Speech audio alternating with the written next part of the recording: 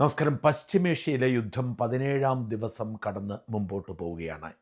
യുദ്ധം അവസാനിക്കുന്നതിൻ്റെ സൂചനകൾ ഒന്നും തന്നെ വ്യക്തമല്ല. എന്നാൽ യുദ്ധം വ്യാപിക്കാതിരിക്കാൻ ചില ജാഗ്രതകൾ ചില ഭാഗത്തു നിന്ന് ഉണ്ടാവുന്നു. ഇന്നലെയും പതിവ് പോലെ ഇസ്രായേൽ ഇറാൻ്റെ പല മേഖലകളിലും ബോംബ് വർഷിച്ചു. ടെഹ്റാനിൽ മാത്രമല്ല, ടെഹ്റാന് പുറത്തുള്ള ഇറാനിയൻ നഗരങ്ങളിൽ ഇന്നലെയും ബോംബ് വീണു. പതിവ് പോലെ ഇറാൻ അവരുടെ പ്രത്യാക്രമണവും തുടർന്നു. ഇസ്രായേലിലേക്കും ഖത്തറിലേക്കും UAE-യിലേക്കും സൗദിയിലേക്കുമൊക്കെ ഇന്നലെയും മിസൈൽ വർഷം നടത്തി. ഇന്നലെ ഇറാന്റെ മിസൈൽ മഴയെ 2 തവണ പ്രതിരോധിച്ചു എന്ന് ഖത്തർ അറിയിച്ചിട്ടുണ്ട്. മിസൈൽ വീഴ്ചയിൽ ഇറാൻ നഗരങ്ങളിൽ വലിയ നാശനഷ്ടങ്ങൾ ഉണ്ടായപ്പോൾ മറ്റ് ഗൾഫ് രാജ്യങ്ങളിലും ഇസ്രായേലിലും ചെറുതല്ലാത്ത നാശനഷ്ടങ്ങളും സംഭവിച്ചു. അമേരിക്കൻ പ്രസിഡന്റ് ഡൊണാൾഡ് ട്രംപ് ഇപ്പോഴത്തെ സാഹചര്യത്തിൽ അടിയന്തരമായി നാറ്റോ രാജ്യങ്ങൾ ഇടപെടണം എന്നാവശ്യപ്പെട്ടുകൊണ്ട് രംഗത്ത് വന്നു. നാറ്റോയെ തള്ളിപ്പറഞ്ഞ് നാറ്റോ അമേരിക്കയുടെ ചെലവിൽ കഴിയുന്ന ആർക്കും ഗുണമില്ലാത്തൊരു ആശയമാണ് എന്ന് പറഞ്ഞിരുന്ന ട്രംപിന് ജർമ്മനിയും ബ്രിട്ടനും ഫ്രാൻസും ഇറ്റലിയും അടക്കമുള്ള രാജ്യങ്ങൾ യുദ്ധത്തിലേക്ക് ഇറങ്ങി വരണം എന്നാവശ്യപ്പെടേണ്ടി വന്നു. എന്നാൽ ഒരു തരത്തിലും ഈ യുദ്ധത്തിൽ നാറ്റോയ്ക്കൊരു പങ്കുമില്ല. ഇത് അമേരിക്കയും ഇസ്രായേലും മാത്രം അറിഞ്ഞുകൊണ്ട് ഇറാന്റെ മേൽ ആരംഭിച്ച യുദ്ധമാണ്, അവരത് പരിഹരിക്കട്ടെ എന്നാണ് ജർമ്മൻ ചാൻസലറും ബ്രിട്ടീഷ് പ്രധാനമന്ത്രിയും ഇന്നലെ വ്യക്തമാക്കിയത്. എന്ന് വെച്ചാൽ ഒരു കാരണവശാലും ഈ യുദ്ധത്തിൽ ഇടപെടാൻ ഒരുക്കമല്ല എന്ന് നാറ്റോ രാജ്യങ്ങൾ, അതായത് പാശ്ചാത്യ രാജ്യങ്ങൾ വ്യക്തമാക്കിയിരിക്കുന്നു. ട്രംപ് കടുത്ത നിരാശ രേഖപ്പെടുത്തിയിട്ടുണ്ട്. അവരുടെ സഹായം പ്രതീക്ഷിച്ചുകൊണ്ടല്ല, ഇവരുടെയൊക്കെ മനസ്സിലിരിപ്പൊന്നറിയാനാണ് താൻ ഇങ്ങനെ പറഞ്ഞത് എന്ന് പറഞ്ഞ് ട്രംപ് തലയൂരുകയാണ്. അതേസമയം ഹോർമൂസ് കടലിടുക്കിലെ പ്രതിസന്ധി പരിഹരിക്കാൻ തങ്ങളും രംഗത്തുണ്ടാവുമെന്ന് നാറ്റോ രാജ്യങ്ങൾ, പ്രത്യേകിച്ച് യൂറോപ്യൻ രാജ്യങ്ങൾ അറിയിച്ചിട്ടുണ്ട്. അമേരിക്കയുമായി ആലോചിച്ച് ഹോർമൂസ് കടലിടുക്കിലെ പ്രതിസന്ധി അടിയന്തരമായി പരിഹരിക്കണമെന്നും പശ്ചിമേഷ്യയിൽ നിന്നുള്ള എണ്ണ ഗതാഗതം തടസ്സപ്പെടുന്നത് വലിയ സാമ്പത്തിക പ്രതിസന്ധിക്കും ലോകമാന്ദ്യത്തിനും കാരണമാകുമെന്നും അതിന് പരിഹാരമുണ്ടാവാൻ ചർച്ചകൾക്കൊരുക്കമാണെന്നും ബ്രിട്ടീഷ് പ്രധാനമന്ത്രിയും ഫ്രഞ്ച് ചാൻസലറും സംയുക്തമായി അറിയിച്ചിട്ടുണ്ട്. എന്നാൽ ആരുടെയും ഓശാരം വേണ്ട, ഞങ്ങളിത് വേണ്ടതുപോലെ ചെയ്തോളാം എന്ന് പറഞ്ഞ് ട്രംപ് കൈയൊഴിയുകയാണ്, തടിതപ്പുകയാണ്. അമേരിക്കയും ഇസ്രായേലും സംയുക്തമായി ഇക്കഴിഞ്ഞ ഫെബ്രുവരി 28 ആരംഭിച്ച ഇറാൻ യുദ്ധം കണക്കുകൂട്ടലുകളെല്ലാം തെറ്റിച്ച് മുമ്പോട്ട് പോകുമ്പോൾ ഏറ്റവും അധികം പ്രതിസന്ധിയിലാകുന്നത് പശ്ചിമേഷ്യയിലെ രാജ്യങ്ങളാണ്, പ്രത്യേകിച്ച് GCC രാജ്യങ്ങൾ.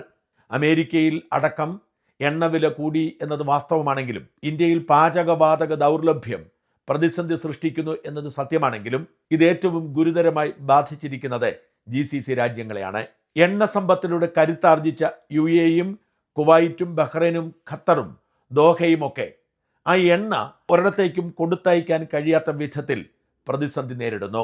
പല എണ്ണ ശുദ്ധീകരണശാലകളും നിർത്തിവെക്കേണ്ടി വന്ന സാഹചര്യം ഈ രാജ്യങ്ങളിൽ വലിയ സാമ്പത്തിക പ്രതിസന്ധിക്ക് കാരണമാകും. എണ്ണ ശുദ്ധീകരണത്തിനപ്പുറത്തേക്ക് ഈ രാജ്യങ്ങളെയൊക്കെ ഒരു ടൂറിസ്റ്റ് കേന്ദ്രങ്ങളായി അവിടുത്തെ ഭരണാധികാരികൾ മാറ്റിയിരുന്നു.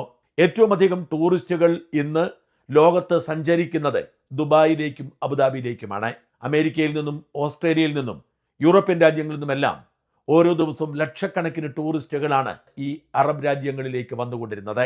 ഇവിടെ ഉണ്ടായിരുന്ന സെലിബ്രിറ്റികൾ അടക്കമുള്ളവർ മടങ്ങിപ്പോയി എന്ന് മാത്രമല്ല, ഒരാൾ പോലും ഇപ്പോൾ ടൂറിസ്റ്റ് സങ്കേതത്തിലേക്ക് എത്തുന്നില്ല. അതുകൊണ്ട് തന്നെ ദുബായും അബുദാബിയും ഷാർജയും ദോഹയും മനാമയും റിയാദും ദമാമും കുവൈറ്റും അടക്കമുള്ള GCC രാജ്യങ്ങളിലേക്ക് ആരും എത്താത്ത സാഹചര്യമുണ്ടായി. ഇവിടെയൊക്കെ കാര്യങ്ങൾ മുറയ്ക്ക് നടക്കുന്നു എന്നല്ലാതെ സാമ്പത്തിക പ്രവർത്തനങ്ങൾ ഏതാണ്ട് പൂർണ്ണമായി നിലച്ചു. ഏറ്റവും വലിയ ആശങ്ക ഈ രാജ്യങ്ങൾ കേന്ദ്രീകരിച്ചു പ്രവർത്തിക്കുന്ന എയർലൈനുകളുടെ ഭാവിയെ ഓർത്താണ്.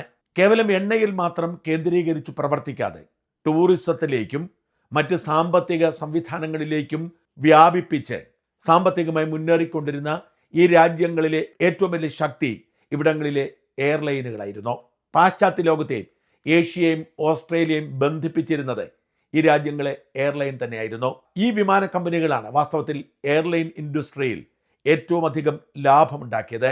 അതിനേക്കാൾ പ്രധാനപ്പെട്ടത് ഈ രാജ്യങ്ങളിലേക്കുള്ള ടൂറിസ്റ്റുകളുടെ പ്രവാഹത്തിന് കാരണമായതും ഈ വിമാന കമ്പനികളാണ്. ലോകോത്തര സൗകര്യങ്ങളോടെയാണ് അറബ് രാജ്യങ്ങളിലെ വിമാന കമ്പനികൾ ലോകത്തെ പരസ്പരം ബന്ധിപ്പിച്ചിരുന്നത്. യൂറോപ്യൻ രാജ്യങ്ങളിൽ നിന്നും ഏഷ്യയിലേക്കുള്ള വിമാന ഗതാഗതത്തിൻ്റെ 1/3 ഏതെങ്കിലും ഒരു ഗൾഫ് രാജ്യത്തിലൂടെയാണെങ്കിൽ ഓസ്ട്രേലിയയ്ക്കുള്ള പകുതിയിലധികം വിമാനയാത്രക്കാരും ഗൾഫ് രാജ്യങ്ങളെ ആശ്രയിച്ചാണ് പോയിരുന്നത്.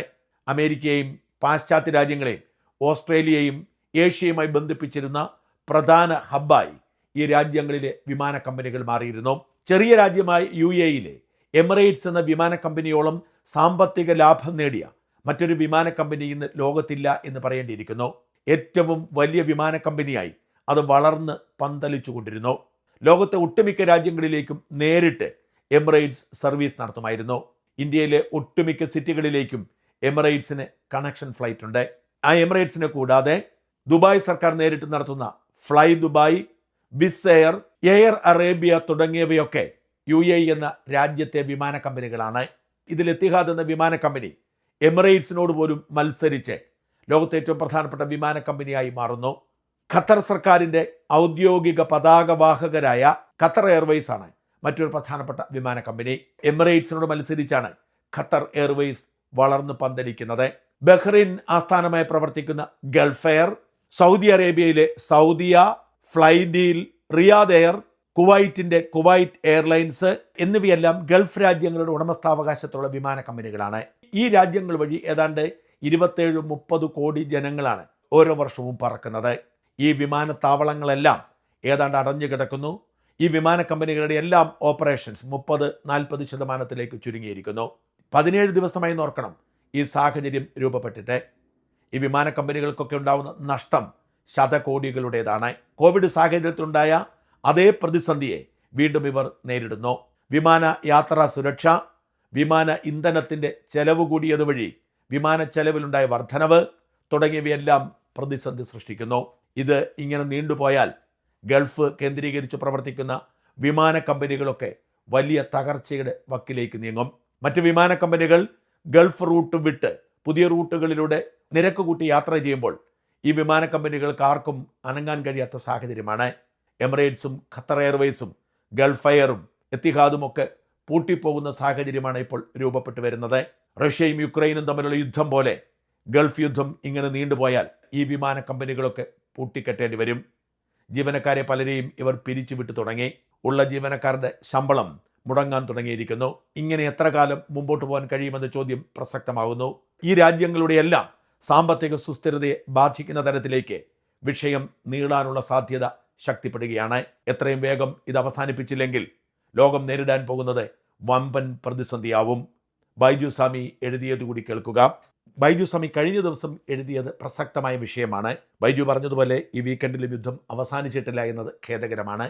ഇറാനും അമേരിക്കയും ഇസ്രയേലും തമ്മിൽ യുദ്ധം ഈ ശനിയാഴ്ച തീർന്നില്ലെങ്കിൽ വളരെ വലിയ പ്രതിസന്ധിയാണ് ലോകത്തെ കാത്തിരിക്കുന്നത് എന്ന് പറഞ്ഞാൽ പാനിക് ബട്ടൺ അമർത്തുന്നു എന്ന് പറയരുത്. കാരണം അത് ലോകത്തിലെ കുറേ സമ്പദ് വ്യവസ്ഥകളിൽ അതീവ ഗുരുതരമായി ഒരു ടേൺ എടുക്കുമെന്ന് ഉറപ്പായി. അതിലേറെ പ്രശ്നം നേരിടാൻ പോകുന്നത് മലയാളികൾക്ക് അന്നം നൽകുന്ന കുറേ ഗൾഫ് രാജ്യങ്ങളിലാണെന്ന് പറയുന്നത് വെസ്റ്റേൺ അനലിസ്റ്റുകളാണ്. അതിന് കാരണം എമിറേറ്റ്സുകളിൽ ഇറാൻ നടത്തുന്ന സസ്റ്റൈൻഡ് അറ്റാക്കാണ്. അമേരിക്കൻ ബന്ധമുള്ള സകല സ്ഥാപനങ്ങളെയും തെരഞ്ഞുപിടിച്ച് ഡ്രോൺ അറ്റാക്ക് നടത്തുകയാണ് ഇറാൻ. ഇന്ന് ഇറാന്റെ ഒരു ഡ്രോൺ ബുർജ് ഖലീഫയുടെ സമീപത്ത് പതിച്ചതായി ദുബായ് ഔദ്യോഗികമായി സ്ഥിരീകരിച്ചു. കൂടാതെ മിക്കവാറും എല്ലാ ദിവസവും ദുബായ് എയർപോർട്ടിനെ ലക്ഷ്യമാക്കി ഡ്രോൺ അറ്റാക്ക് നടത്തുന്നുണ്ട്. ഇറാനിലെ IRGC ഒരു വലിയ ഭീഷണി നടത്തിയിട്ടുണ്ട്. DIFCയെ അറ്റാക്ക് ചെയ്യുമെന്നും ബാങ്കിംഗ് ശൃംഖലയെ തകർക്കുമെന്നും ഭീഷണി. DIFC കേന്ദ്രമാക്കിയാണ് പ്രമുഖ ബാങ്കുകളും ധനകാര്യ സ്ഥാപനങ്ങളും പ്രവർത്തിക്കുന്നത്. അവരിൽ ചിലർ ജീവനക്കാരോട് സുരക്ഷാ കാരണങ്ങളാൽ രാജ്യം വിട്ടുകൊള്ളാൻ ആവശ്യപ്പെട്ടിട്ടുണ്ട്. ഗൂഗിൾ പോലെയുള്ളവർ വർക്ക് ഫ്രം ഹോമാണ്. KPMG, ഡിലോയിറ്റ് എല്ലാം സീനിയർ ആയവരെ DIFCയിൽ നിന്ന് മാറ്റിയിട്ടുണ്ട്. DIFCയിൽ ഇറാന്റെ സൈബർ അറ്റാക്ക് എപ്പോൾ വേണമെങ്കിലും ഉണ്ടാകാൻ സാധ്യതയുള്ളതുകൊണ്ടും ക്ലൗഡ് അക്കൗണ്ടുകൾ നിർജ്ജീവമാകുന്നതും വലിയ അമേരിക്കൻ കമ്പനികളെ ഭയപ്പെടുത്തുന്നു. ചൈനയും ഉത്തര കൊറിയയും ഇറാനെ സൈബർ അറ്റാക്കിന് സഹായിക്കാൻ സാധ്യതയുണ്ട്. ഇതെല്ലാം താൽക്കാലികമായി നേരിടുമെങ്കിലും ഇറാൻ ഇതേപോലെ തീവ്ര ഇസ്ലാമിക് രാഷ്ട്രമായി തുടരുന്നത് ദീർഘകാലാടിസ്ഥാനത്തിൽ ഇത്തരം കമ്പനികളെ താവളം സിംഗപ്പൂരിലേക്ക് മാറാൻ പ്രേരിപ്പിക്കും. അതിശയകരമെന്ന് പറയട്ടെ, ഇറാൻ എമിറേറ്റുകളെ സൈബർ അറ്റാക്ക് തുടർന്നാൽ അത് അഹമ്മദാബാദിലെ ഗിഫ്റ്റ് സിറ്റിയിലേക്ക് പറിച്ചു നടാൻ അമേരിക്കൻ കമ്പനികളെ പ്രേരിപ്പിച്ചേക്കും. അതിന് കാരണം ഇപ്പോൾ തന്നെ IFSC സ്റ്റാറ്റസ് ഗിഫ്റ്റ് സിറ്റിക്കുണ്ട് എന്നതാണ്. എങ്കിലും DIFCയിലും മറ്റുമുള്ള അമേരിക്കൻ കമ്പനികൾ ജോലി ചെയ്യുന്ന മലയാളികളെ എക്സോഡസ് ബാധിക്കുമെന്ന് ഉറപ്പാണ്. ഇത്തരത്തിലുള്ള ഒരു സാഹചര്യം തുടരുകയാണ്. എത്രയും വേഗം യുദ്ധം അവസാനിക്കട്ടെ എന്ന് പ്രാർത്ഥിക്കാം.